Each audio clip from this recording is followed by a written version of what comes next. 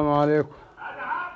طبعا انا دلوقتي البرسيم الحجازي بنغربله زي كده بالغربال، وبناخد منه يعني احنا عملنا كذا مرحلة، بس انا صورت في الاخر خالص بقى يعني كده النتيجة النهائية. تمام. طبعا احنا شلنا منه القش ده،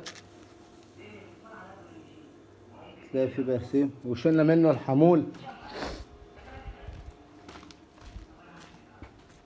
ده، الحمول في كمية حمول برضه. طبعا ده حمول على برسيم، فاحنا قلنا بس ايه عشان برضه تبقى الحاجة نظيفة. بس انا عايز اوريكم التقاوة بتاعة الحمول. نروح في مكان فيه نور شوية.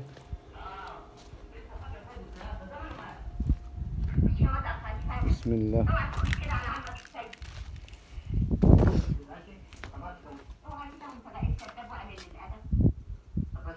ده كده حمول على برسيم اهو، هتلاقي الحمول اللي هو المدور ده الصغير، والبرسيم اللي هو الاصفر.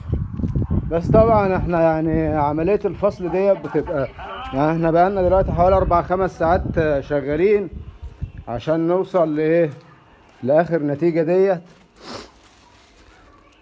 وده برضه هنحاول نشوف له اي تصريفة. بس انا كنت عايز اصور من البداية، بس خفت لا يكون الراجل اللي شغال يكون محروق ولا حاجة، فمرضتش بصراحة. ده الغربال اهو. طبعا طلعنا العفش الاول اللي انا وريته لكم، بعد كده ايه هو جدا طلعنا العفش ده. طبعا في برسيم برضه اهو. والسلام عليكم ورحمة الله وبركاته.